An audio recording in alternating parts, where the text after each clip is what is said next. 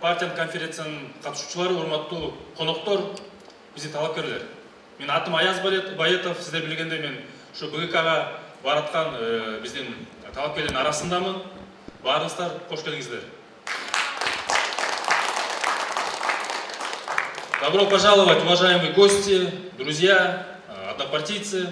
Позвольте вас поприветствовать на нашей партийной конференции, посвященной выборам Бишкекский городской кеңеш. Меня зовут Аяз Байетов, я также в числе кандидатов. Еще раз добро пожаловать. Сіздер білгенде, бүгін өзгөчө күн болуп турат биздин мамлекетибизде. Анткени бүгүн ушул үгүт иштеринин биринчи күнү болуп атат.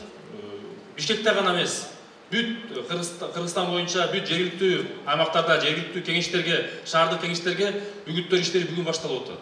Биз ойлойбуз, бул өзгөчө шайлоо болот деп, анткени биз ар кандай шайлоону ушуга чейин көрүп келдик.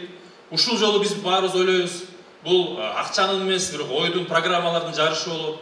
Мурункудай болуп, күчкө салып, административный ресурсту колдонуп чуркаган партиялар эмес, бирок программа менен жарышып, бири-бири менен дискуссияга түшкөн партиялардын жарышы болот деп биз ишенебиз. Ошондуктан сиздерди бүгүн өзгөчө маанилүү конференцияга чакырып, биз бирге чогулуп турабыз. Эмнеге? Анткени биз бүт команда болуп, эксперттер болуп, ар бир талапкер өзү кошулуп, партиялык программаны иштеп чыкканбыз. Ошондуктан биз бүгүн программанын ар бир жерин сиздерге айтып берип, ар кандай аспекттерин деталдуу аргументациясын келтирип айтып бергенге чогулдук. Биз ойлойбуз, ушул программа менен биз Бишкектердин алдына чыгып айтып берсек, ушуга чейин канча жылдан бери Республика партиясын биздин бишкектиктер колдоп келгенде эле 13 апрелде бизди колдоп кетет деген үмүттөбүз. Вы знаете, что сегодня особый день.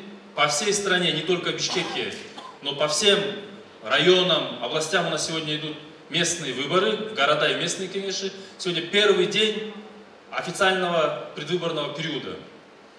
Мы уже видели негативные примеры в прошлом, как выборы были устроены. Мы надеемся, что в этот раз это не будет гонка денег, давления, административного ресурса. Это будет, возможно, в первый раз на самом высоком уровне дискуссия программ, идей и предложений.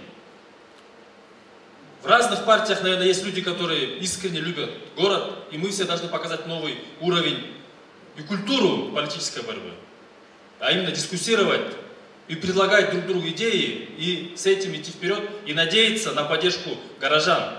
Потому что до настоящего времени нашу партию всегда горожане поддерживали.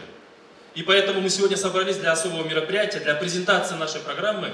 Каждый кандидат вместе с экспертами участвовал в написании программы. И сегодня по некоторым аспектам некоторые из наших кандидатов расскажут нашу программную часть. Хотелось бы отдельно сказать, партия «Республика» идет на выборы не только в Бишкекский городской кеңеш. Партия «Республика» находится на самом высоком месте по представленности во всех выборах местных кеңешев в Кыргызстане. И в городских, и в местных. В городских по партийным, в местных наши однопартийцы идут по одномандатным, потому что там такая система, да? Но мы всем им желаем удачи по всей стране.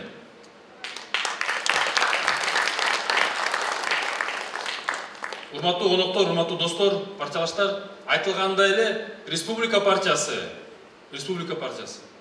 Бишкекте гана эмес, бүт башка жергиликтүү кеңештерге болгон шайлоого катышып баратат азыр. Шаардык кеңештерге партия аркылуу, жергиликтүү кеңештерге биздин партиялаштар баратышат. Ошондуктан биз баарына, ар бир райондо, ар бир региондо болгон шайлоого катышып аткан биздин партиялаштарга ийгилик каалайт элек. Биз ойлойбуз, биз деле Бишкектен бүт аракетибизди кылып, биздин партиянын атын, программасын толук түрдө биздин шайлоочуларга жеткире алабыз деген үмүттөбүз баарыбыз. Ошондуктан бүгүнкү презентацияны баштасак азыр. Биз айткандай эле, биздин кээ бир талапкерлерибиз ушу анткени убакыт деле чектелген убакытта партиянын бир аспектин же бир ошол программада болгон бир сегментин силерге бүгүн айтып берет. Бирок ошол эле убакытта биз айтып кетет элек, ушу биздин талапкерлерге чыгып айтып бере тургандарга. Келиңиздер, бүгүн регламентти кабыл алып коелук. Мен ойлойм, 5 мүнөттөн ашпаган сөз берет ар бир талапкерге. Анткени биз коноктор көп, биз деле ушул конференция бүткөндөн кийин деле сүйлөшүп, суроолорго жооп беребиз. Бирок бул жерге чыкканда 5 мүнөт эле убакыт берилет. Макул болсоңуздар. Ошондуктан баштасак. Республика партиясы биринчи жолу катышкан жок шайлоого. Биз өзүбүздүн атыбыз менен, ачык жүзүбүз менен алдыга баратабыз. Анткени ушуга чейин кылган иштерибиз бар, жыйынтыктарыбыз бар, жана элдин алдына айтып бере турган маалыматыбыз деле бар. Ошондуктан биринчи сөзүбүздү биз урматтуу Гүлнар Молдобековго берсек, Бишкек шаардык кеңештин бүгүнкү мүчөсү. Приветствую всех однопартийцев, уважаемых гостей, всех присутствующих. Я являюсь действующим депутатом от нашей партии «Республика» в Бишкекском городском кенеше. Все перед выборами задаются вопросом, что же было сделано депутатами за прошедшие 4 года. Эти 4 года были непростые для нас, тяжелые. Многие покинули наши ряды, но самое главное, с нами остались самые верные, преданные республики, ребята. И сегодня наши ряды пополнились молодыми, успешными, молодыми людьми, которые неравнодушны к будущему нашей страны. Все же, что было сделано за эти прошедшие 4 года? В 2016 году, когда наша партия баллотировалась в Бишкекский городской кенеш, мы заявляли о 15 антикризисных мерах, которые необходимо было решить по городу Бишкек. Главным приоритетом, о котором мы заявляли, это была безопасность наших горожан и наших детей. Когда Умурбек Токтогулович был премьер-министром, он первый заговорил и начал реализовывать проект «Безопасный город». Речь шла не только о безопасности на дорогах, речь шла о безопасности на улицах, чтобы по всему городу были видеокамеры, чтобы обеспечить безопасность наших детей и наших горожан. С начала реализации этого проекта на 40% сократилось количество ДТП на автодорогах. В 2019 году был открыт так называемый дата-центр ГУВД города Бишкек, куда стекается вся информация с уличных видеокамер. Я сама, как депутат, выделила деньги на приобретение и установку видеокамер уличных по Первомайскому району верхней зоны с подключением к Первомайскому РУВД. В 2016 году наша партия заявляла о сокращении время приезда бригад скорой помощи по городу Бишкек. Нами, депутатами нашей фракции в Бишкекском городском кенеше, была профинансирована и внедрена специальная информационная программа для станции скорой помощи, которая улучшила логистику, сократила время приезда наших бригад, оптимизировала работу станции скорой помощи. Конечно, нарекания еще остаются. В этой программе сегодняшней мы обещаем об открытии 3 дополнительных станций скорой помощи по городу Бишкек, которые охватят самые удаленные жилые районы. Также нами заявляется о привлечении бригад скорой помощи частных компаний в рамках социального заказа. В 2016 году мы также заявляли об том, что мы восстановим зеленый город. Уже в 2018 году нами, депутатами, был принят кодекс зеленого города. Была принята программа озеленения столицы. Вы знаете, что за последние 2 года в верхних районах города были открыты 2 крупных парка. В планах еще 7 парков по городу. В 2016 году мы заявляли о том, что улучшится инфраструктура города Бишкек. За последние 4 года была улучшена вся дорожная развязка. Вы знаете, что были пробиты такие большие магистральные улицы, как улица Ахунбаева, улица Льва Толстого, улица Некрасова, Гагарина, Сыдыгалиева. Было отремонтировано 1000 километров межквартальных дорог. У нас в городе появились велосипедные дорожки. Вы знаете, что у нас в городе 60% горожан испытывают потребность в улучшении своих жилищных условий. По статистике, каждая 7-я семья проживает в съемном жилье. В 2015 году, когда наша партия «Республика» баллотировалась в Джугурку-Кенеш, мы заявляли о снижении процентной ставки по госипотечным кредитам от 14 до 10%. И уже в 2016 году обещанное было исполнено. Процентная ставка составила 10%. Наша же фракция «Республика» в Бишкекском городском Кенеше пошла дальше. Мы внесли, по нашей инициативе, были внесены изменения в действующее положение о долевом строительстве, согласно которой, это, знаете, это было начало стартом так называемой муниципальной ипотечной программы, согласно которой наши медсестры, наши учителя, которые работают в городских школах, они могут улучшить свои жилищные условия беспроцентно, с рассрочкой выплаты от 10 до 15%. Согласитесь, что данное беспроцентное ипотечное жилье станет хорошим подспорьем для наших работников, которые, тех же самых медиков, тех же самых работников, кто работает на муниципальных предприятиях. Согласно по нашей инициативе депутатов фракции «Республика» в Бишкекском городском Кенеше была в 2018 году проведена монетизация помощи, которая раньше выделялась в виде угля, она была переведена в компенсацию в денежную. То есть таких вопросов очень много. Проблемы остаются, никто не спорит. Вот на сегодняшний день, вы знаете, это экология. У нас качество воздуха, особенно в зимнее время. У нас есть районы, к сожалению, где до сих пор отсутствует канализация, бесперебойная подача питьевой воды, нет освещения ни дворов, ни квартальных улиц, отсутствуют асфальтированные дороги. Есть районы, где нехватка или вообще даже отсутствуют детские сады, школы, нет детских и спортивных образовательных центров.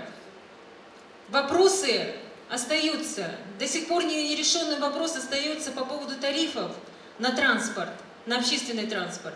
Необходимо решить вопрос по поводу ПДП, по поводу разработки нового генерального плана, проекта землепользования и строительства. Проблем много, но главное, у нашей команды партии «Республика» есть желание решать эти проблемы. Ведь Бишкек – это не просто город. Бишкек – это наша столица, это сердце нашей республики. Если мы изменим жизнь в нашем Бишкеке, мы изменим жизнь по всей стране.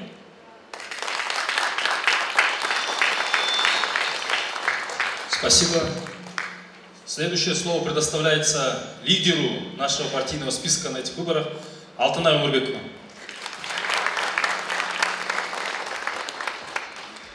Саламатсыздарбы, урматтуу бүгүнкү жыйыныбыздын катышуучулары, урматтуу партиялаштар, ардактуу эжелер, байкелер, конокторубуз, баарыңыздарды көргөнгө абдан кубанычтабыз. Учур менен пайдаланып, мен чоң ыраазычылык билдирип кетмекчимин. Ушу канча жылдан бери ушул жерде отурган биздин конокторубуз Республика партиясын колдоп келет. Мына бүгүн биз болсо биринчи үгүт кампаниясын баштап атабыз. Мен ойлойм, бул дагы мындай байрамдык сезимди алып келиш керек. Ошону менен мен баарыңыздарды үгүт кампаниясын расмий түрдө ачылышы менен куттуктаймын. Мен өзүмдүн презентациямда эки бир маселеге токтолуп кетмекчимин. Бул болсо ушул жөө жүргүнчүлөр, биздин жөө баскан адамдарыбыздын маселеси жана Бишкектеги суу каналдардын акыбалы боюнча. Мына Бишкекте маселеси өтө көп. Анын баарын тең айтканга кажети деле жок. Баарыңыздар жакшы билесиздер. Бирок ошол акыркы жылдары дагы бир көйгөй пайда болду да, бул жана смог деп атпайбызбы? Ошол смогтун бирден бир ошого себеп болгон бул болсо автоунаалардын көптүгү Бишкек шаарында. Биз болсо аларды мындай бир кыскарттын ордуна утур эле аларга дем берип, бир стимул кылып, кичине акча болсо бюджетте ошол жолдорду салалык деп атабыз. Бирок жөө башка жөө жүргүнчүлөрдү унутуп калдык. Мына канча жылдан бери мындай бир жеткиликтүү деңгээлде тротуарлар салынган жок. Ошондуктан биз бүгүн программабызда так баса белгилеп атабыз. Биз үчүн, Бишкек үчүн эң маанилүү бул болсо жөө жүргүнчү. Ошого биз бардык шарттарды түзүп беребиз. Биз болсо ошол массалык түрдө реконструкция кылып, жаңы курулуштарды, тротуарлардын курулушун баштайбыз. Бирок жөн эле тротуарларды курбай, бардык керек болсо эл аралык стандарттарга жооп берген тротуарлар болуш керек. Адам болсо эркин, бир 3-4 киши эркин баскандай. Анан алардын деңгээли дагы жөн эле тротуар эмес, жанагы жер кыртышынан газондон бийик болуш керек. Ошол жердеги жан жайыбы, кар түшөбү өзү менен өзү кеткендей болуш керек. А бизде мына бүгүн азыр Алатоо ресторанынан чыксаңар эле жанагы жакшы бир тротуар кылбады омой түштүк магистральда. Бирок эки жагында тең бордюр турат. Демек, келген суу эч жака кетпейт. Ал болсо ошол тротуарды, ошол асфальтты утур жей берет, ошол жердеги суулар. Ошондуктан мен ойлойм буну дагы туура салыш керек деп. Экинчи маселе жана мен айтып кеткендей, мына Бишкекте эки чоң суу каналы бар. Аларча менен Аламедин. Андан тышкары кичи Чуй каналы бар. Ошол эле Аламедин 1-деги жанагы технический канал деп коебуз. Ошондойлор бар. Бирок алардын акыбалы кандай? Жалаң гана таштандыларды чогулткан каналдарга айланып атат. А башка шаарларда бул болсо өзүнчө жай. Буну болсо жанагы жөө жүргөн адамдарыбыз болобу, ошолорго сонун кылып бир мындай эс алуу зоналарын салса болот. Аларда чуркагандай кылып жээктерине. Демек, ошону кылса болот. Мына биз программабызда ошол эки нерсени баса белгилеп атабыз. Шаарда баары тең ошол биздин жөө жүргөн адамдарыбызга толук кандуу шарттар түзүлүш керек деп. В своей программе мы два основных момента отмечаем. Это тротуары и это набережные. Мы говорим сегодня Бишкек – пешеходный рай и Бишкек – город набережных. Вы можете сказать фантастика, нереально. Я хочу сказать, это все реально при хорошем, правильном подходе и менеджменте. Сегодня мы говорим о том, что мы будем основной упор делать на пешеходах. Пешеход самый главный. Последние годы мы все время думаем об автолюбителях, это, конечно, правильно, но при этом мы все время стимулируем рост машин. Чем стимулируем? Тем, что не решаем вопрос общественного транспорта, больших автобусов и троллейбусов, тем, что не создаем условия для велосипедистов. И самое главное, мы забыли о пешеходах. И мы заставили их ходить сегодня по этим ухабам, где-то наравне с машинами по одной трассе. Поэтому мы говорим сегодня, что мы основной упор делаем на пешеходах. Пешеход самый главный в Бишкеке. Тротуары будут строиться по всем необходимым международным стандартам. Они будут выше уровня грунта и газонов, чтобы вода не накапливалась, чтобы она могла естественным образом стекать, не разрушая, и чтобы тротуары всегда были сухие. Будь то в жилмассивах, в микрорайонах, в центре города, мы будем требовать, чтобы везде были тротуары, и мы это ставим в своей программе. Максимальную реконструкцию и обновление тротуаров со всей необходимой инфраструктурой. Они будут освещены светосберегающими умными лампочками, которые будут реагировать на проходящего человека. Они будут свободны, чтобы 3-4 человека могли спокойно идти. Они будут удобными для наших молодых мамочек, которые с колясками могут беспрепятственно ходить от одной точки до другой. Они будут удобны для людей с ограниченными возможностями здоровья, которые передвигаются с помощью коляски или при помощи других приспособлений. Вот это наша основная задача. И самое главное, мы будем делать общественный аудит, когда будем делать приемку этих тротуаров. То есть они не должны быть сделаны кабы как, чтобы только вот называлось, что есть тротуар. Они будут действительно качественными, потому что мы будем проводить общественный аудит. Как сказала Гульнара Аскарбековна, ведь это не только столица и не просто город, а Бишкек – это сердце республики. Здесь основные реформы начинаются, апробируются и потом применяются по всей стране. Бишкек задает тренд для развития всех городов. Поэтому, уважаемые партийцы, уважаемые избиратели, я вас всех призываю в этот раз сделать очень правильный выбор. Было очень много обещаний. Мы всегда слышим хорошие, красивые обещания. Но давайте мы все-таки будем делать выводы из того, кто что сделал из этих обещаний. Я думаю, что для республики нет в этом плане конкурентов. Республика участвовала на выборах и в 2012 и в 2016 году в городской Кенеш. Я думаю, наши депутаты очень активно защищали права горожан. То, что сделано, уже сказала Гульнара Аскарбековна. Поэтому я в этот раз вас всех призываю еще раз поддержать республику, поддержать любовь к нашему городу. Все, что мы будем делать, будет сделано с любовью. Любовью к городу, любовью к нашим горожанам. Бишкек үчүн, республика үчүн.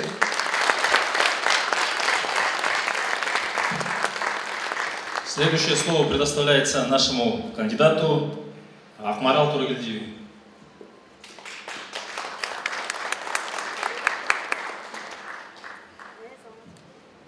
Всем добрый день, уважаемые гости, однопартийцы. Меня зовут Тургелдиева Акмарал Дыйкамбековна. Я иду от партии Республики Бишкекский городской Кенеш.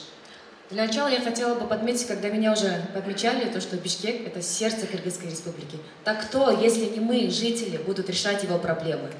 Позвольте мне немного рассказать о нашей программе. А именно, то, что в Бишкеке самый нужный – это воздух, горный воздух. Как мы все знаем, красота Бишкека всегда заключалась в том, что был всегда панорамный вид на кыргызские горы Алато. Второй аспект был в том, что у нас было очень много зеленых парков и садов, как мы поняли в нашем детстве. Но, к сожалению, на данный момент из-за урбанизации среди каменных джунглей стало очень редко видеть деревья и насаждения, а так нельзя. Мы должны восстановить экосистему, сделать акцент на Карагаче и на Тополе, потому что мы дышим этим воздухом. И партия Республика хочет, чтобы все горожане, гости, туристы дышали этим воздухом. Также, как мы видим, к сожалению, да, парки строятся, но нет деревьев. И наша цель – посадить около 20, 200, 300, без разницы, сколько тысяч деревьев, чтобы были маленькие оазисы, где будут отдыхать мы, наши дети, также, опять, как я повторилась, гости, потому что я здесь живу, здесь живут мои дети, здесь живут соседи, коллеги, и я хочу дышать чистым воздухом.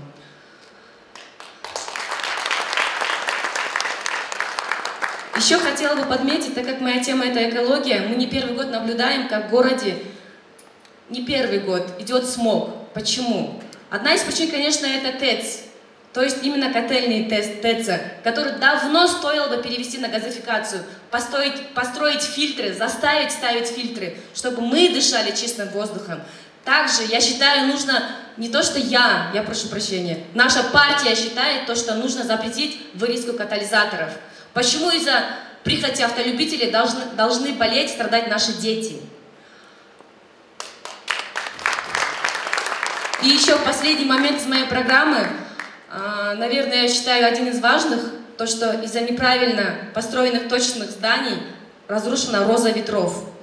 И мы совместно партия хотим это все урегулировать, позвать для помощи к нам профильных экспертов, провести урбан-анализ, начать реконструкцию города и создать новый генплан.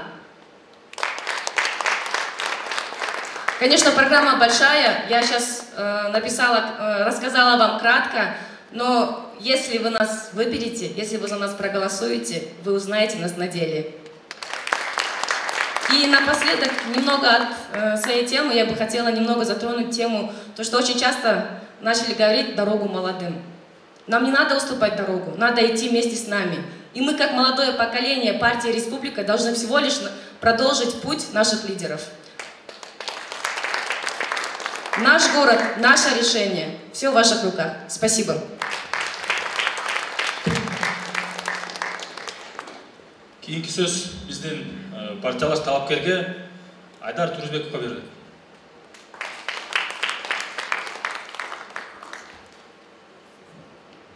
Саламатсыздарбы, урматтуу партиялаштар, урматтуу бүгүнкү биздин маарекеге келип катышкан коноктор. Бүгүнкү менин сүйлөй турган презентациям боюнча айтып кетсем, бул мен өзүм спортсмен болгондуктан ушу спорт жаатына бирге басым жазайын деп чечкем. Анткени өзүңүздөр билесиздер, шаарда азыр эртең менен туруп чуркайын десең, эртең менен туруп ушул өзүңдүн командаң менен бир спортко машыгайын десең, чуркайын дейсиң, бирок чуркайын десең ушул абанын ушунча кирдигинен бизге уже спортсмендерге уже эме болуп калды да, чуркабай эле биз ден соолукту бузуп жатабыз да күндөн күнгө. Анткени бул неден, бул биздин Бишкектеги азыркы убактагы абанын таза эместигинен да. Анан өзүңүздөр билгендей эле быйылкы пандемияда бизге көрсөттү, ден соолук бул бизге эң чоң байлык экенин. Ошондуктан биз шаардан көп деген чоң спорт площадкаларды ачып, чоң деген ушул воркаут площадкаларды кылып, ушул спортсмендердин санын көбөйтүп, элге ден соолуктардын бекемдеп, ушу жылдан жылга биздин слабый поколение төрөлбөй, ушул күчтүү, аябай өзүнүн ичинде болгон күчү дагы, деми дагы күчү чоң болгон биздин кийинки муундар төрөлсө экен деген жакшы ниеттебиз. Ошондуктан баарыңыздардан ушул суранып кетмек элек, ушу республика партиясы алдыга кандай максаттарды койгон болсо, ошол максаттардын баардыгын аткарат деп терең ишендире алам. Анткени республика партиясы буга чейин көп деген иштерди айтып, аягына чейин чыккан. Анан өзүңүздөр билесиздер, ушу шаарда канча деген мамлекеттик имараттар бош турат. Ошолордун баардыгын спорттук кружокторду ачып, ушул жашынан баштап карысына чейин ошол спорттук аянтчаларда машыгып, ушулар демин сактап, ушу ден соолугун чыңашын биз чын жүрөктөн тилектешпиз. Ошон үчүн биз шаарыбызды бир гана бүт саясий иштерден тышкары ушул биринчи учурда ушул Бишкектин тургундарын ден соолугун чыңаш. Ден соолукту неден чыңайт? Ушул спорт жагынан чыңайт да. Менин ушул кыла турган, ушул Кудай буйруса барып кала турган болсок, ушул менин басымым ушул спорт жагына болот да. Көп деген шаардагы бош имараттардын баардыгына спорт кружокторду ачып, жаш балдардан карыларга чейин ошол жерде ошолордун ден соолугун чыңап, шаардыктардын спорт жагын көтөрөйүн деген жакшы ниетибиз бар.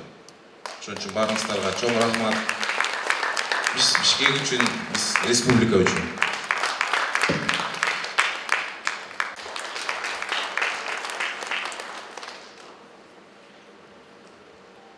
Саламатсыздарбы, урматтуу мекендештер, кымбаттуу Борбор калабызынын тургундары.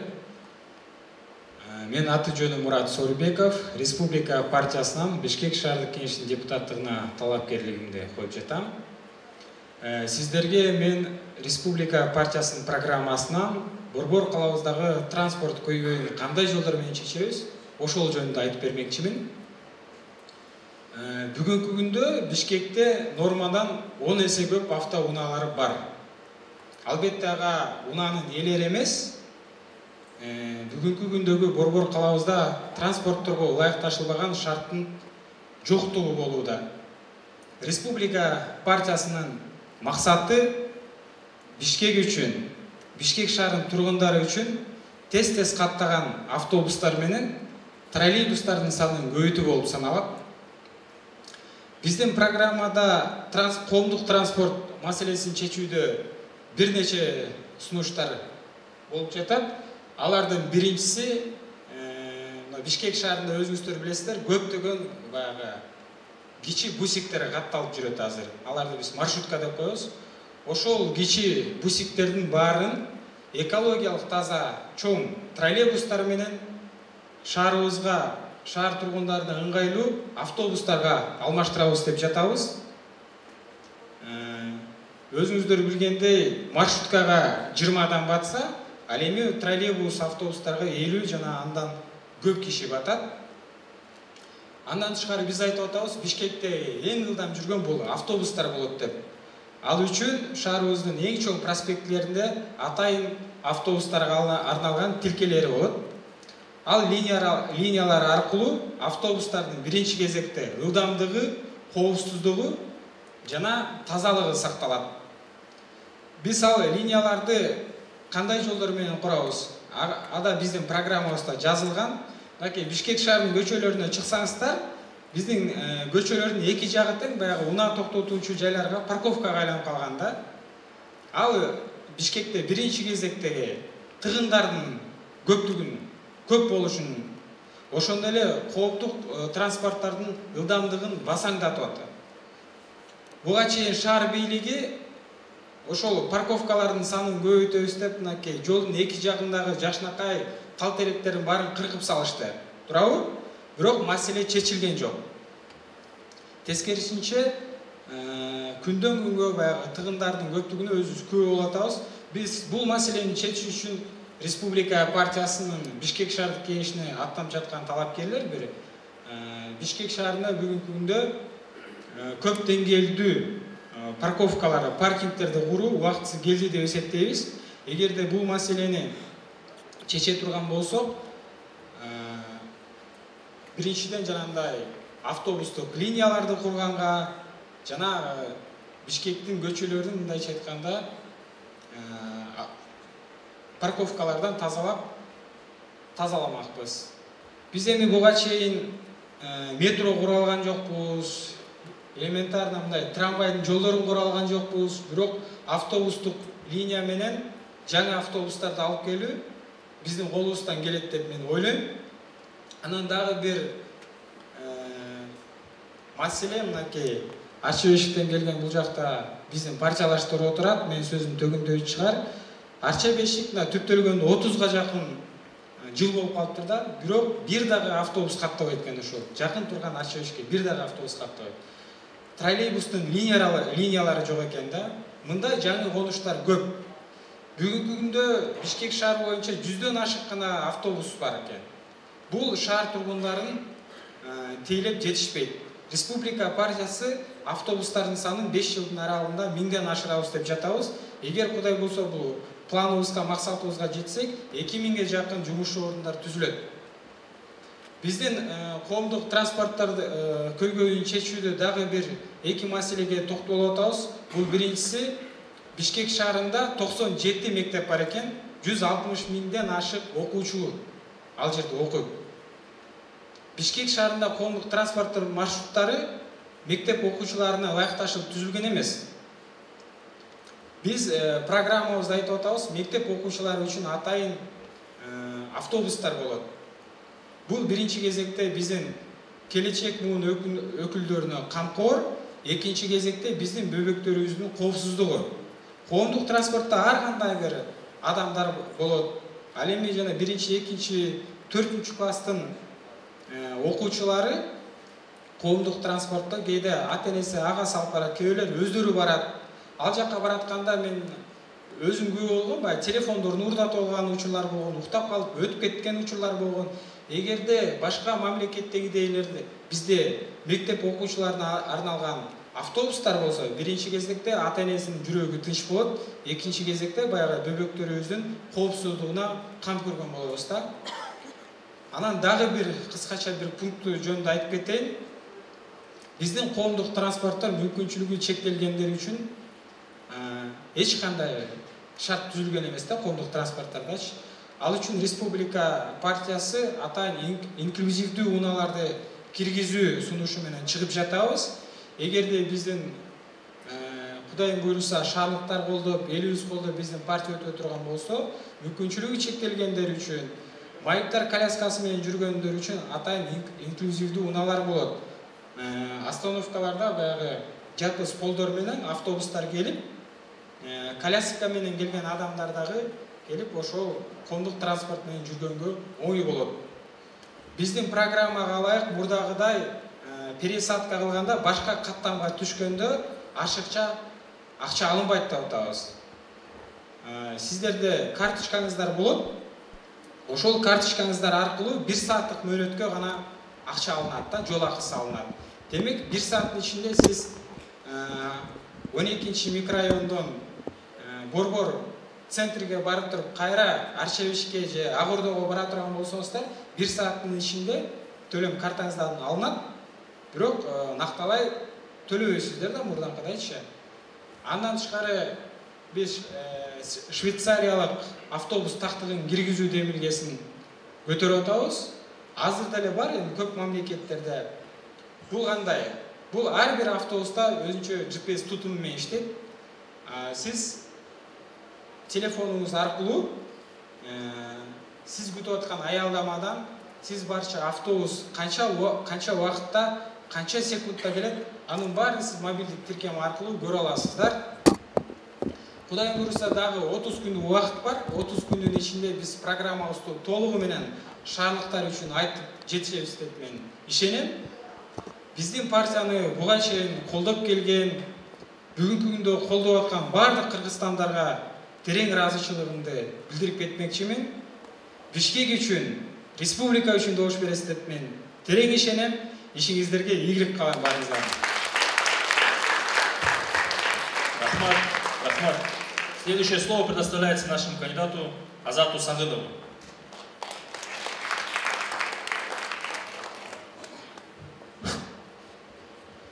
Здравствуйте, дорогие горожане, здравствуйте, мои однопартийцы. Меня зовут Сагынов Азат, я иду кандидатом по Октябрьскому району. Я родился в Бишкеке, мне 33 года, я уже всю жизнь жил в микрорайонах. Все проблемы, что у нас в микрорайонах, что у нас было, что у нас стихийные застройки, какие проблемы, полностью все это знаю. Но я хочу сейчас актуально, сейчас острая какая проблема на данный момент стоит, это у нас транспорт. Не то, что проблема в автовладельцах в данное время. В данное время, что город не создал условия, не строит нормальные дороги, не ремонтирует дороги. Транспорт общественный, вот проблема с общественным транспортом. Я считаю, что на данный момент самый быстрый транспорт в городе это должен быть автобус. Почему? Автобус, вместительность автобусов до 40 человек. Я предлагаю убрать эти частные бусы, которые вместимость до 14 человек, но вмещают около 30. И создают все время аварийные ситуации. Даже статистику посмотреть на данный момент. Если с приходом 1000 автобусов создать отдельную линию для автобусов, которые будут курсировать по городу, решится проблема с транспортом и с перезагрузкой.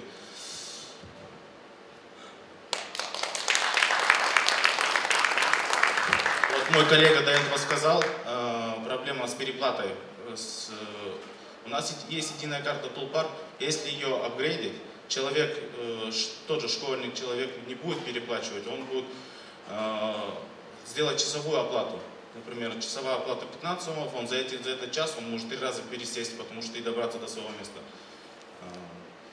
У нас в городе 97 школ, учится около 160 тысяч школьников. Острая проблема стоит в создании школьных автобусов, школьных маршрутов. Я считаю, что на данный момент это более будет актуально решение этих проблем.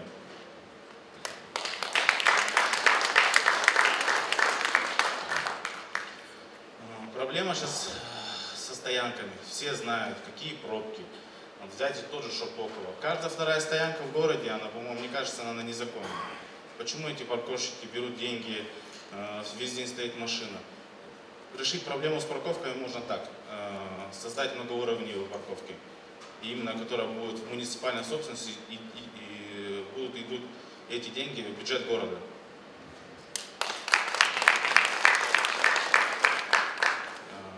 Я как коренной житель, еще раз повторюсь, города Бишкек, переживаю за проблемы города. Почему сейчас город, тот же смог, те же застройки, те же грязь, мусор. Почему сейчас муниципальные службы, они не работают на всю мощность. Я считаю, что у нас в нашей программе очень много таких насущных проблем и целей, что наши коллеги сказали. Я, к сожалению, времени нету сказать все наши цели, все наши задачи. Спасибо всем нашим сторонникам партии Республика. Желаю всем удачи, берегите себя. Спасибо. Республика очень, Бишкек очень. Рахмат. Следующее слово предоставляется также нашему кандидату Даян Гулек.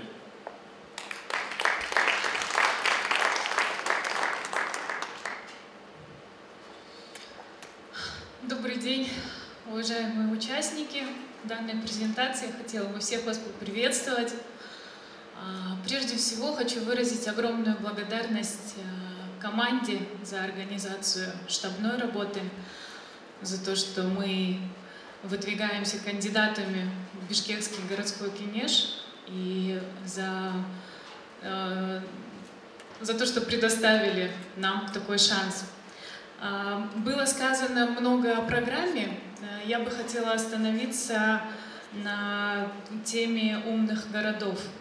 Мы много слышим о таких урбанических концепциях, как умный город, цифровой город и так далее, но на наш взгляд все идеи эти базируются в первую очередь на потребностях горожан. Это создание комфортной навигации с минимальными затратами времени. Некоторые города мира действительно смогли такие идеи воплотить в жизнь. И мы всерьез задумались о том, как они к этому пришли, что им нужно было принять, какие меры предприняли власти города. И это все базируется на оцифровке данных, предоставляемых услуг. В нашем Бишкеке есть не менее 7 муниципальных предприятий, которые отвечают требованиям и интересам нашего города.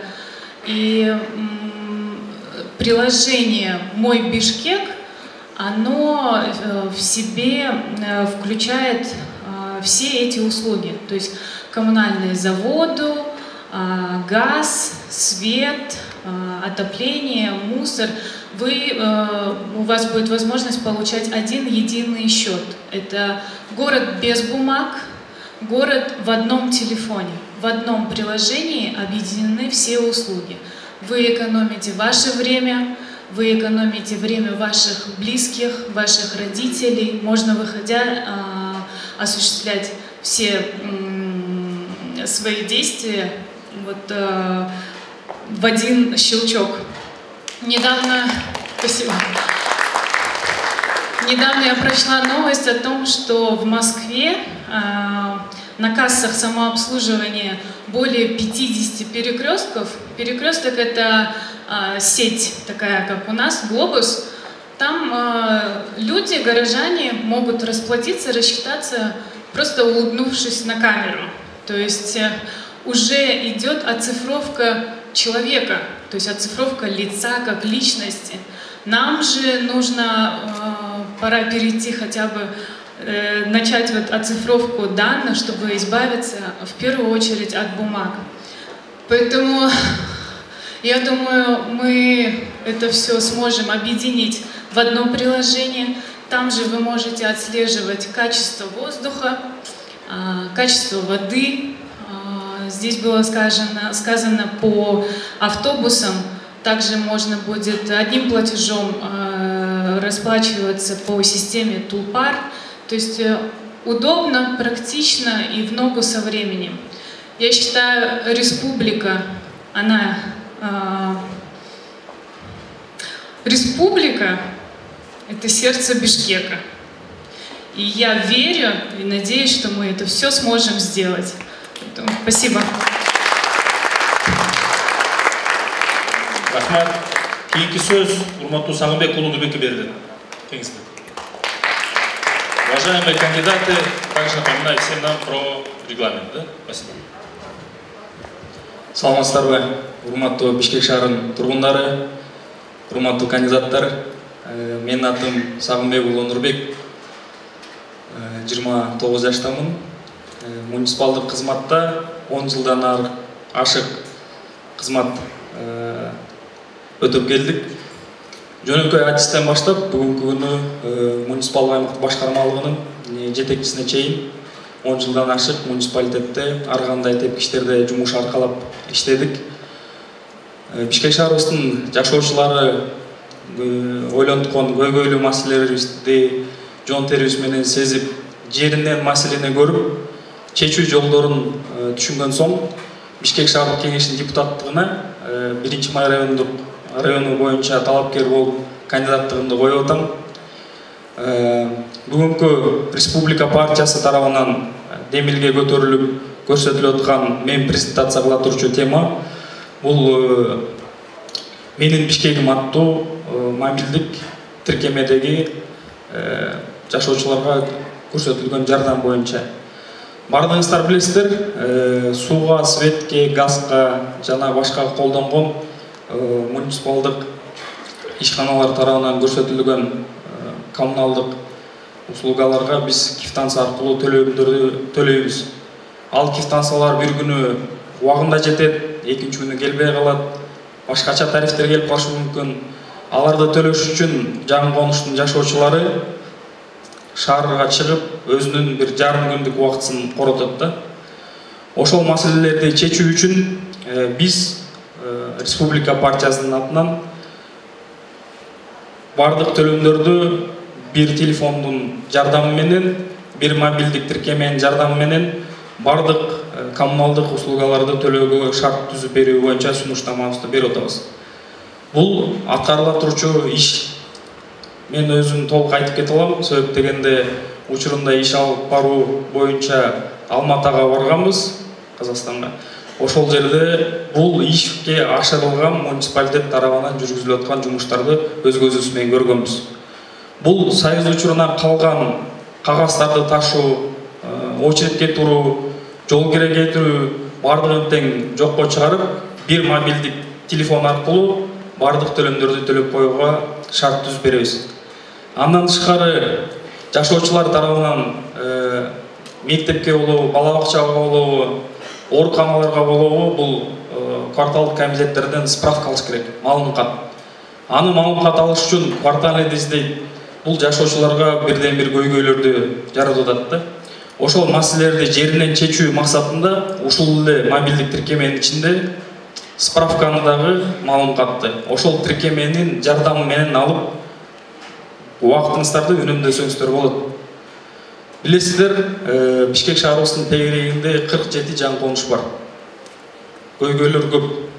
Мыйзамдаштырыла элек, кызыл кидеби жок үйлөр дагы бар. Канализация, суу, свет, жол кирбеген жаңы конуштар, көйгөйлүү маселелер көп. Биз аткаруу бийлигинде муниципалитетте жөнөкөй адистен баштап жетектөөчү кызматка чейин келип, биз проблемаларды жеринен көрүп, чечүү жолдорун аныктап, шаардык кеңешке аттанып атабыз. Биз ойлойбуз, Республика партиясы шаардык кеңештин депутаттыгына өтсөк, биз айтылган нерселерди ишке ашырабыз. Сөзүмдүн аягында айткым келет, Бишкек бул бардыгы сүйүү менен жасалган республиканын жүрөгү. Республика үчүн, Бишкегибиз үчүн. Рахмат. Рахмат. Кийинки сөз биздин талапкер Самарбек Болотбековго берилет.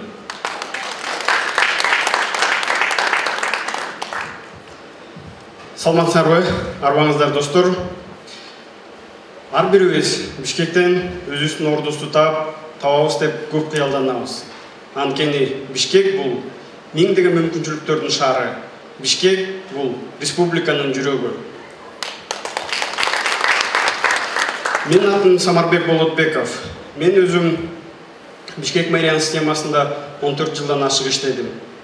Ошондуктан Бишкекте кандай көйгөйлөр бар, кантип чечиш керек экен, жана кантип каражат табыш керек экен толук ине-жибине чейин билем.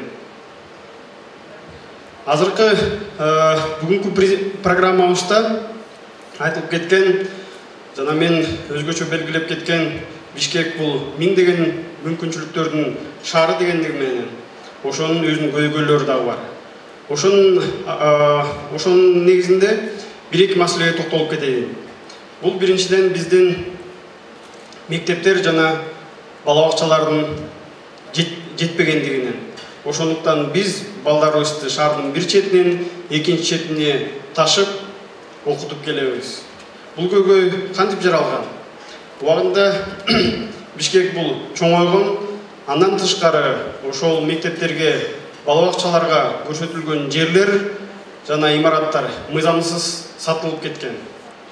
Биз 6 жылда жеке турак жай кылыш департаментте мен жетекчи болуп иштеп турган кезде ошол жаңы конуштардагы жерлерди мыйзамсыз курулуштардан жана мыйзамсыз документтерден бошотуп коргоп келгенбиз. Азыркы күндө биз өзүбүздүн тажрыйбабызга таянып, кантип жолду, кантип маселени чечиш керек экенин билип, ошол каражатты каяктан таап, ошол мектептерибизди жана бала бакчаларыбызды жаңы куруп, жана биздин муниципалдык имараттарга, мектептерге жана ар кандай иремдерге ачып берүүгө толук мүмкүнчүлүгүбүз бар, жана ошону аткарабыз деген үмүттөбүз. Анан өзүңүздөр билесиздер, Бишкекте бул биздин мамлекетибиздин борбору болгондон кийин болгон ишкерликтерге толук мүмкүнчүлүк жана ар кандай тараптар ачылган. Эгерде сиз жөнөкөй киоск ачасызбы, швейный цех ачасызбы, же болбосо чоң инвестор болосузбу, аны кантип, каяктан баштап, кандай уруксат кагаздарын алып, каяктан кайрылып, канча болот экенин билбегендиктен абдан көйгөй түзөт. Ошону биз жолдорун таап, азыр сунуштап жаттык эле. Бул биринчиден, ошол биздин мэриянын системасындагы структуралардын кызматтары бул ачык айкын болуш керек, жана мобилдик, жана буга чейин айтылып кеткендей, онлайн түрүндө кызмат аткарыш керек. Биз өзүбүздүн программабызда ошондой суу дамбы же свет алабызбы, жанагы киоск коюп атканда, ошону онлайн түрүндө кайрылып, жана кайсыл жерге койсо болот, кайсыл жерге болбойт экенин, ал жерге барып, арыз жазып, анан баягы биз кыргыз эмеспизби, тааныш издеп, тиги кайрылышыбыз керек экен, анан бияка мынча төлөш керек экен, анан 5 справка алып келиш керек экен деген бардыгын жоюп, жана мобилдик тиркеме аркылуу ишкерлерге жеңил жолду түзүп беришибиз керек. Канчалык биз жеңил жолдорду түзүп берсек, ошончолук орундар ачылат. Канчалык иш орундары ачылса, ошончолук көп каражат келет Кыргызстанга, Бишкекке. Канчалык Бишкекке каражат келсе, ошончолук налог төлөнүп, кайра эле биздин өзүбүздүн жанагы мектептерге жана садиктерге жумшайт элек. Ошондуктан айтып кетет элем, Бишкек бул республиканын жүрөгү болгондон кийин Бишкектен бардыгын башташыбыз керек. Биз бардыгына жетебиз.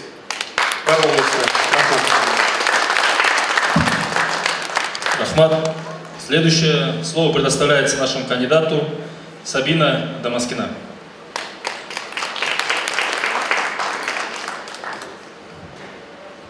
Доброе утро всем. Доброе утро, коллеги. И с особой гордостью я хочу произнести эту фразу. Доброе утро, уважаемые однопартийцы. Тут все уже говорили, и каждый из присутствующих, из выступающих старался подчеркнуть, что наш город, он имеет особый статус. Это статус столицы. Что он предполагает? Что город Бишкек должен стать городом тысячи возможностей. Каждый из нас знает об уровне внутренней миграции.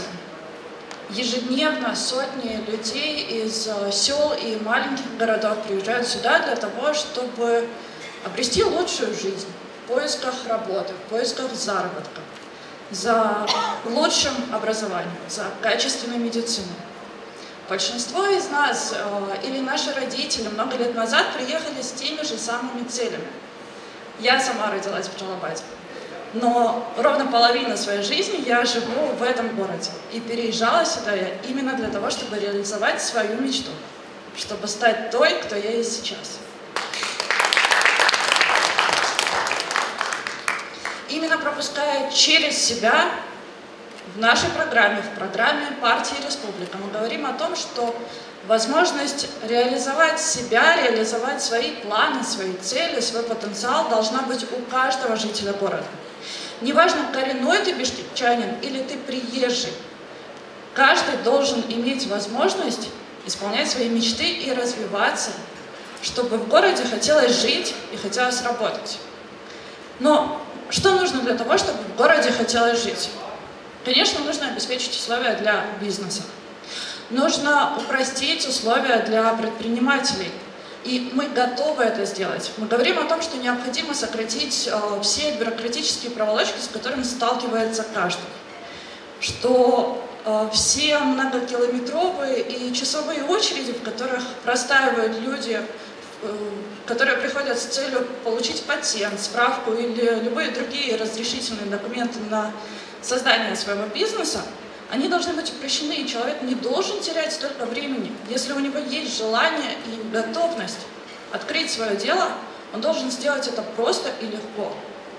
Мы говорим о том, что мы изменим подход к налогообложению. И это все не столько даже про инвестиции, которые будут поступать в бюджет города, а скорее про то, что у каждого должна быть работа, что человек открывает свое дело, он зарабатывает сам и создает новые рабочие места, чтобы у всех были средства к существованию, чтобы никто не остался без работы. Но одной только работой не ограничивается комфорт в городе. Чтобы в городе хотелось жить, нужно создать условия для детей. Партия «Республика» в своей программе говорит о том, что мы кардинально изменим подход к образованию. Мы переведем школы и детские сады на ваучерную систему. Это означает, что город будет оплачивать обучение каждого маленького гражданина.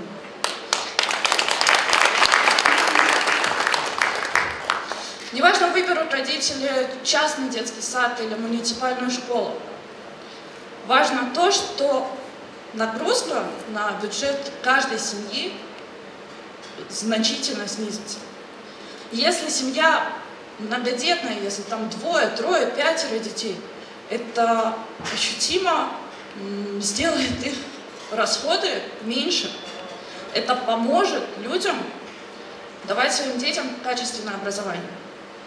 О качестве образования очень много сказано в программе. Мы говорим о том, что мы будем внедрять в школах классы профессионального изучения английского и программирования. Мы говорим о том, что детям необходимо организовать досуг. И это не тот досуг, что они проводят в мобильных телефонах или праздно слоняются по улицам. Это секции, это образовательные кружки в школах, круглогодично. Это то, что мы готовы и мы можем сделать. Но на самом деле, я хочу сказать, я думаю, каждый со мной согласится, что ничего из того, что мы задумали, не получится, если мы не продумаем и не подумаем о самом главном, о здоровье.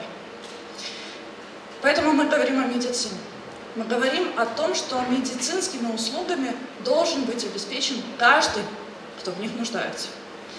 Мы говорим о внедрении патронажной медицинской помощи для пожилых людей на дому.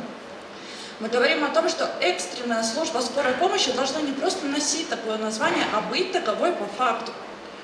Что мы создадим дополнительные станции скорой помощи. И не только для того, чтобы больные могли быстрее и комфортнее получить необходимую помощь, но и для того, чтобы разгрузить самих врачей. Период Черного июля и пандемия всем нам показали, что доктора порой на пределе своих возможностей спасают жизни. В программе партии «Республика» мы охватываем очень много тем, мы говорим о проблемах, но мы смело заявляем о готовности их решить. Потому что мы команда. Потому что все мы разные, мы молодые, амбициозные, опытные, профессиональные. Но всех нас здесь собрала одна главная цель, и она же нас и объединила. Мы искренне готовы работать на благо города. Каждый из нас может и хочет действительно сделать город лучше, чтобы каждый бишкекчанин мог уверенно сказать, что Бишкек – это сердце республики.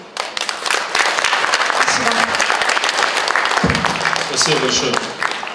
Следующее слово предоставляется также нашему кандидату Айда Иваковой.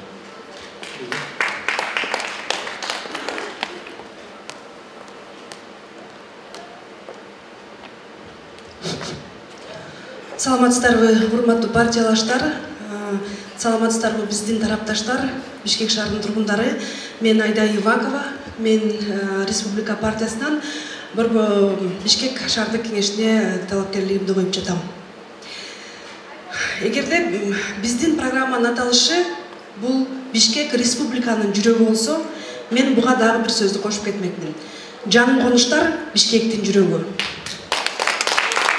Бизде дагы бир сөз бар, мекен Баткенден башталат деген. Мен буга дагы бир сөз кошуп кетмекмин, Бишкек жаңы конуштардан башталат. Эмнеге дегенде, жаңы конуштарда биз билгендей 600 миңден ашык тургун жашайт. Жаңы конуштарда көбүнчө жаш үй бүлөлөр жашайт. Демек, жаңы конуштарда биздин келечегибиз жашайт. Биздин өлкөнүн келечектеги потенциалы жашайт. Ошондуктан биздин программада, Республика партиясынын программасында жаңы конуштарга өзгөчө басым коюп жатабыз. Мен Республика партиясынын программасындагы жаңы конуштар маселесин бет ачарын кылган бекерден алган жокмун, анткени мен өзүм ошол жаңы конуштардын биринин жашоочусу болом. Демек, мен жаңы конуштардагы маселелерди өзүнүн жеринен билем деп айтсам болот. Жаңы конуштардын пайда болгонуна 30 жылдан ашып калды десем жаңылышпайм. Бирок азыркыга чейин жөнөкөй эле жашоого болгон жөнөкөй эле шарттар чечилген эмес. Мисалы, бул суу маселеси, мисалы бала бакча, көп жерлерде мектептер жок, жолдор жок. Жолдор бар, бирок бул баткак жолдор, баягы сыртында балким чоң-чоң жолдордо асфальт жабылган болгону менен ичинде бизде бардык жолдор баткак. Сейил бактар жок, парктар жок. Мындайча айтканда эчтеке жок. Үйлөр бар. Бул дагы биздин жаңы конуштун тургундарынын өзүнүн аракети менен баягы салып алган үйлөр.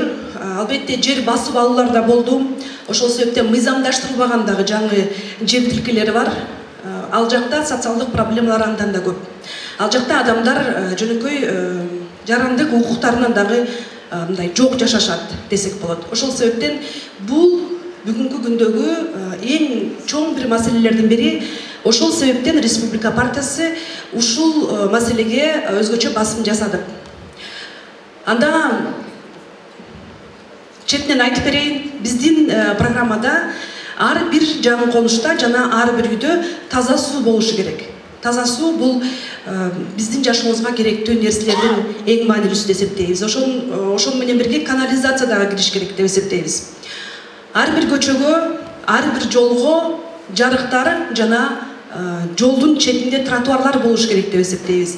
Бул чындыгында абдан мындай бир жаңы конуштагылар үчүн кыял болушу мүмкүн, себеби бизде тротуар жөнүндө сөз жок. Бизде азырынча баягы баткак жолдорду жок дегенде асфальттабасак да шагыл төксөк деген маселени карап жатат. Бирок Республика партиясы ушундай амбициялуу, ушундай милдеттерди коюп жатабыз алдыбызга. Андан кийин ар бир жаңы конушка бул кичинекей сейил бактар жана балдар ойногон аянтча деген пункт бар. Бул дагы абдан чоң маселе деп ойлойм. Себеби жеке мен өзүм балдарды көчөгө алып чыгып ойнотконго мүмкүн эмес экенин билем.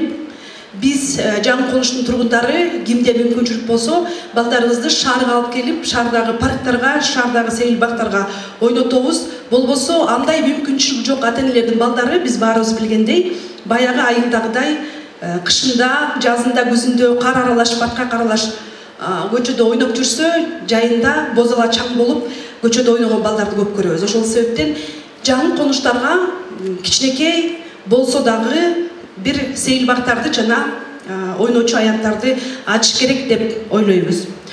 Андан кийин мектеп автобусу, буга чейин кесиптештерим дагы айтып кетишти. Мектеп автобусу бул дагы зарыл нерсе деп ойлойбуз. Өзгөчө жаңы конуштун балдарына, шаарга келип окуган балдарга дагы бул абдан керектүү маселе. Ар бир бөбөккө бала бакча, буга чейин дагы кесиптештерибиз айтып кетишти, ваучердик система. Мисалы, жаңы конуштарда азыркы учурда жеке бала бакчалар бар, бирок баалары абдан кымбат болгондуктан ар бир эле ата эненин чөнтөгүнө чак келе бербейт. Ошол себептен бул нерсени бюджеттен, шаардык бюджеттин эсебинен толуктап төлөп берүү маселесин да карап жатабыз. Ошондой эле жаңы конуштарды газга кошуу маселеси да абдан актуалдуу маселе. Анткени биз быйыл өзүбүз баарыбыз күбө болдук, шаарды ыш басып турат.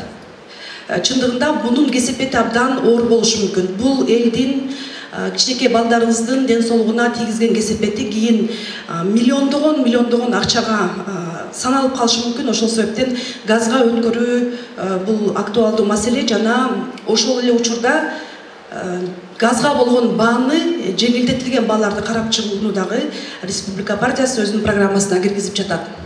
Ошондой эле жаңы конуштарда эң чечилбеген көйгөйлөрдүн бири бул жумушсуздук маселеси. Жумушсуз адамдар, биз баарыбыз билебиз, эртең менен шаарды көздөй агылат, кечинде кетип баратканда кайра жаңы конуштарды көздөй кетишет. Эмне себептен? Себеби жаңы конуштар жумуштар жок. Ошол себептен ошол жакта жумуш орундарын түзүү максатында эгерде кимде ким цех ача турган болсо, кандайдыр бир бизнес ача турган болсо, мекеме ача турган болсо, аларга дагы салыктын жеңилдетилген түрү каралышы керек деп эсептейбиз.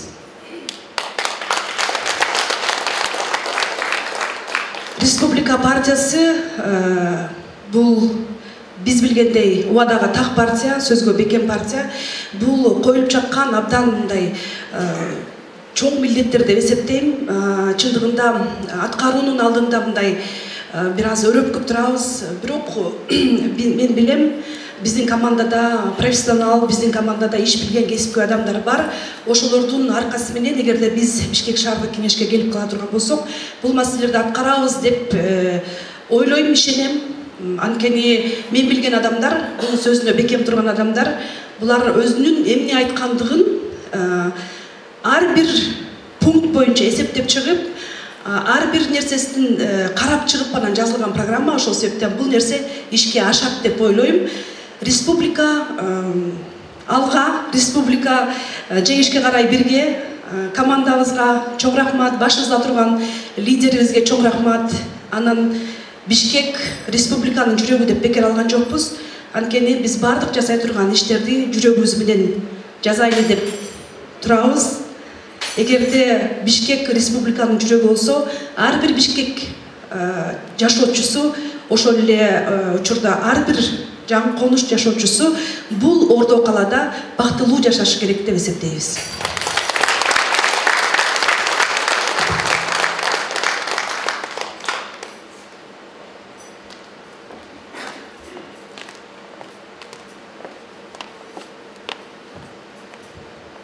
Рұқсат берсеңіздер, мен дагы алып баруучу катары эмес, талапкер катары да ошол айтып кеткен маселе боюнча да өзүмдүн оюмду айтып кетейин. Орус тилинде, анан кыргыз тилинде айтып кетейин. Здравствуйте, уважаемые гости, уважаемые наши кандидаты. Я знаю, что перед нами очень тяжелый путь. Мы все друг на друга смотрим и надеемся, что пройдем этот путь достойно и не подведем ни самих себя, ни наше слово, ни наших уважаемых сторонников. Уважаемые гости, уважаемые бишкекчане, меня зовут Аяз Баетов, я юрист. В сфере своей работы я сталкиваюсь с различными проблемами. Когда были прошлые парламентские выборы, я также работал в Октябрьском районе, и я видел, как много у нас проблем с различными незаконными застройками. К примеру, я могу сказать, что я жил в городке Совмин. У нас на Чуарык, Артасай, Киргизия, на Совмин одна школа до сих пор. Потому что все участки, которые были для детских садов, для других школ, они уже чудесным образом поменяли статус и были проданы. Вот то же самое происходит сегодня во всех микрорайонах. В 6-м микрорайоне происходит скандал. Мы помогали, в 7-м микрорайоне бегали, там тоже был скандал. Почему? Потому что местные жители не понимают, как участок, который они считали всегда землей для детского сада или для школы, вдруг кому-то продан и кто-то там уже строит. Это проблема каждого района, каждого микрорайона, каждого жилмассива в городе Бишкек. Что мы сделаем из этого? Мы будем или смотреть, там, и ходить, судиться и спорить, или нам нужно делать что-то кардинальное. В нашей программе мы идем очень прямым путем. Мы говорим, что генплан и ПДП должен быть в онлайн-формате. Это звучит красиво, цифровизация, но это имеет прямой юридический и практический эффект. Я объясню. Каждый горожанин должен понимать, городская земля – это наша земля. Наша. Город для горожан – это наша общая земля. Те, кто живет в многоквартирных домах, знают, что у них есть право на придомовые участки. Вот так и нас. У горожан есть право на всю муниципальную землю. Поэтому мы считаем, что мэрия должна обеспечить интерактивную карту генплана на своем сайте или на любом сайте. Чтобы любой горожанин, когда видит, что кто-то рядом с его домом какой-то участок застраивает, он мог зайти на этот сайт и проверить две вещи. Первое. Какова цель этого участка? Если эта земля предназначалась для детского сада, для школы, там, для сквера, значит застройка незаконна. Это сразу должны быть отозваны все лицензии, все документы. Мы должны контролировать свой город и знать, каков статус и цель каждого участка в городе. И в жилмассивах, и в микрорайонах. Второе, и тут тоже важно. Если у какого-то участка в городе нету там, указанной цели, мы должны знать, даже неинтересно, кому продали, там всегда фиктивные имена. Мы должны знать, за сколько продали, потому что эти деньги должны поступить в городской бюджет на наши с вами нужды. Мы должны знать, каждый участок был предназначен для чего в городе и за сколько он продан. Не продан ли он в 10 раз ниже рыночной цены. Если он продан в 10 раз ниже рыночной цены, это уже навевает большие вопросы. И каждый гражданин, наверное, должен иметь право аукциона. Если кто-то выкупил участок, сотку, который стоит 10 тысяч долларов за 500 долларов, почему я не должен купить его за 1000? Каждый должен его перебить. И это будет общественный контроль, это прямой механизм. Во всех городах так, во всех развитых столицах так. У нас генплан закрыт, никто не понимает, где что, кто строит и сколько на это денег. Сколько денег главный город за это получил. Мы должны это вывести на нулевой уровень, такой вопрос. И если надо быть даже очень агрессивными в продвижении этого пункта нашей программы. Второе. Безопасный город.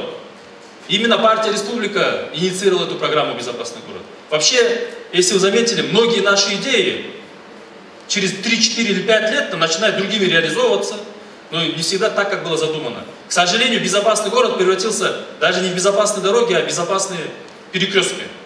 Да? Мы должны обеспечить, чтобы это был реально безопасный город, безопасные тротуары, безопасные микрорайоны.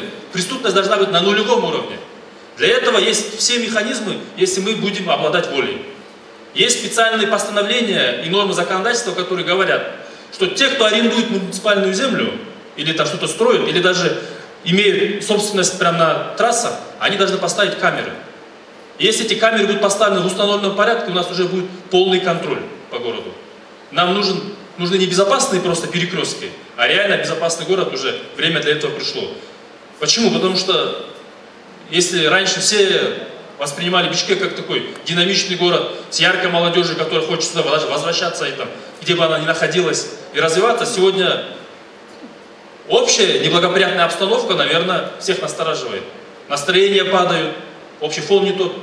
Первый путь – это нулевая терпимость к преступности уличной и полная прозрачность, справедливость при распределении нашей общей городской собственности. Я это понимаю, будет очень интересным моментом, но давайте с этим идти.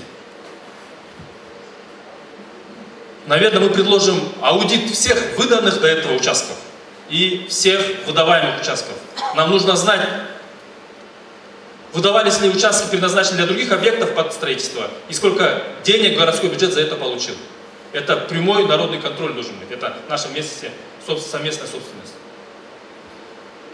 Урматтуу коноктор, айтып кеткендей эле, биринчиден мен баштайт элем, сиздерге чоң рахмат биздин тарапташтарга. Анткени сиздер билесиздер, азыркы убакытта коомдук ишеним түшүп кетпеди саясатчыларга. Анан кээ бир саясатчылар дагы, кээ бир жарандарыбыз дагы ар кандай жаңы партияларга кошулуп, бүгүн чыга калган партиялар эски кишилер менен эле секирип бүт эки жүздүүлүк кылып атат да. Айтат элем сиздерге чоң рахмат, биз билебиз. Ар бир партияда ар кандай өзүнүн тарыхы бар, натыйжалары менен, кемчиликтери менен деле. Бирок сиздер экичүүлүк кылбай, жүзү ачык болуп, алдыга өзүнүн атысын баратканга, бизди колдоп бараткансыздарга чоң рахмат сиздерге. Урматтуу тарапташтарыбыз, досторубуз. Акордо болобу, Агорго болобу, Арчебишик болобу, Кызыласкер болобу, 7-чи микрорайон болобу, 6-чи микрорайон болобу, шаардык жер биздин жерибиз. Биздин жерибиз, биз билишибиз керек. Бала бакчанын жери сатылып кеткен жокпу. Бул жерде бир парктын, мектептин участкасы сатылып кеткен жокпу деп биз билишибиз керек. Анан сатып атылган жер болсо, 10 эсе арзандыраак сатылып, бирөөгө берилген эмес, туура мындай рынокто болгон баа менен сатылыш керек деген талап коюшубуз керек. Бул эмне аркылуу кылабыз биз? Биздин ген план деген бар, билесиздер, биздин шаардык картабыз. Ал онлайн түрүндө баарыбызга ачык болуш керек. Сиздердин Акөргөдө, Арчебишикте, Кызыласкерде үйлөр жаандагы участокты бирөө ала турган болсо, силер текшеришиңер керек. Канчага сатылды? Мүмкүн силер ошол акчадан көбүрөөк кошуп ала аласыздар өзүңөр. Ачык түрдө. Канчага сатылды? Бул биринчиси. Экинчиси, бул жер мектепке же башка бала бакчага таандык эмеспи деген талапты биз баарыбыз коюшубуз керек. Ошол үчүн биз ген планды онлайнга чыгарабыз. Биздин партияда программабызда бул биринчи талаптардан, эң негизги талаптардын бири. Ген план ачык болуш керек. Биздин жарандарыбыз шаардык жерди өзүбүзгө алганга укугубуз бар, анан дагы мүмкүнчүлүгүбүз болуш керек.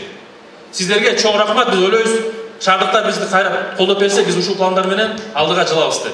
Чоң рахмат. Вы видели тяжелое время общественного кризиса именно в сфере доверия, да, у нас никто никому не верит, мы идем вперед, но город наш, мы все бишкекчане, мы должны на него работать. Мы должны идти вперед, нельзя просто сидеть там или хотеть уехать. Я лично, многие из вас знают, я учился, много жил за рубежом. Я считал, вот сидел вот здесь вот, если брать более года, где я провел, это как раз были города такие, оказывается, известные, Токио, Нью-Йорк, Санкт-Петербург. Но я всегда хотел домой. Я там учился, да, я не сидел, я работал, учился там. Всегда хотел домой, почему? Потому что Бишкек у меня ассоциировался всегда с таким городом. Ярким, с молодежью яркой, такой свободным духом, с прекрасным видом на горы, да, где мы видели свое будущее. А сейчас вида на горы нету, смог, ничего не видно, мы подавлены. И уже у многих настроения тоже такие. Не то, что в другую страну, из Бишкека в другой город уехать, думают. Давайте вместе работать, брать ответственность и идти вперед. И в этом, конечно, очень важна командная работа. Поэтому следующее, заключительное слово для амбициозной программы давайте предоставим лидеру нашего партийного списка и партийной команды, уважаемой Алтынай Сейтбековне. Рахмат, мына 1,5 саат, даже 2 саатка жакыныраак отурду. Баарыңыздарга дагы бир жолу чоң рахмат. Ушул биздин программабыздын бет ачарына келип, катышып, угуп, ушу республика партиясы эмнени сунуштап атат, кайсы ой максаттар менен ушул шаардык кеңешке баратат, ушу шаарыбызды кандай оңдойт экен деген суроолор менен келип, ушул жерде мына отуруп бердиңиздер. Мен ойлойм, биздин программа өтө жөнөкөй. Бирок ар бир пункту бизге абдан керек. Анан ошонун механизмдери дагы кандай чечилет, чечүүчү жолдору, каражаттары кандай болот, ошонун баарын тең биз так белгилеп кеттик. Мен ойлойм, ушул программа сизге жакса, сиздер бизди колдоп, жөн эле мындай моралдык бир колдоо бербей, өзүңүздөр дагы мындай жакшы биз менен чогуу чуркап берип, мен билем ушул жерде отургандар булар биздин активисттер. Ушул сиздер канчалык бизге жардам берсеңиз, ошончолук көп добуш алабыз. Ошончолук көп мүмкүнчүлүк болот ушул ар бир айтылган пунктту ишке ашырыш үчүн. Бүгүн үйгө келгенден кийин жакындарыңызга бир звонок кылып чалып, досторуңуздарга, коллегаларга ушундай бир программаны угуп келдим. Ушул программада ушундай нерселер камтылыптыр. Келгиле колдоп берелик ушул партияны. Мурунтан дагы жасаган жумуштары бар, сөзүнө турган, жакшы ой максаттары менен бараткан шаардык кеңешке партияны колдойлук деп мен ойлойм, бир звонок сиздер сөзсүз түрдө кылып коесуздар.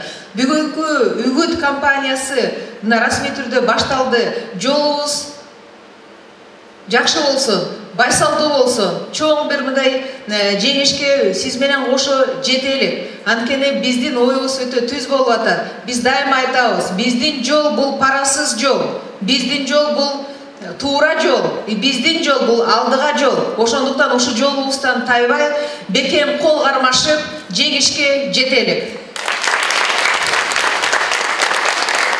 Дорогие друзья, спасибо большое, что вы 2 часа своего времени уделили сегодня, чтобы послушать нашу программу. Программа очень простая, выполнимая, со всеми четкими расчетами. Я думаю, именно вы, кто здесь сидит, поможет этой программе реализоваться. Именно вы будете убеждать наших сторонников, если они не являются пока сторонниками наших горожан, что есть такая программа, есть такая партия «Республика» с хорошей программой. Ведь все, что здесь сегодня было сказано, нам сегодня нужно. Поэтому я уверена, что вы, придя домой, обязательно поделитесь со своими соседями, со своими друзьями, родственниками, теми идеями, которые были озвучены. И вы убедите их голосовать на этих выборах именно за партию «Республика». Наш путь – это путь вперед. Мы всегда стремимся только вперед и только по правильной дороге. В добрый путь всем!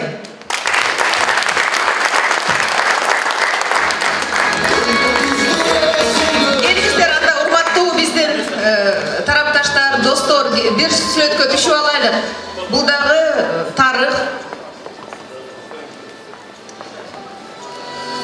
Бул жерге астыга дагы турса болот, ушул сценага дагы турса болот экен.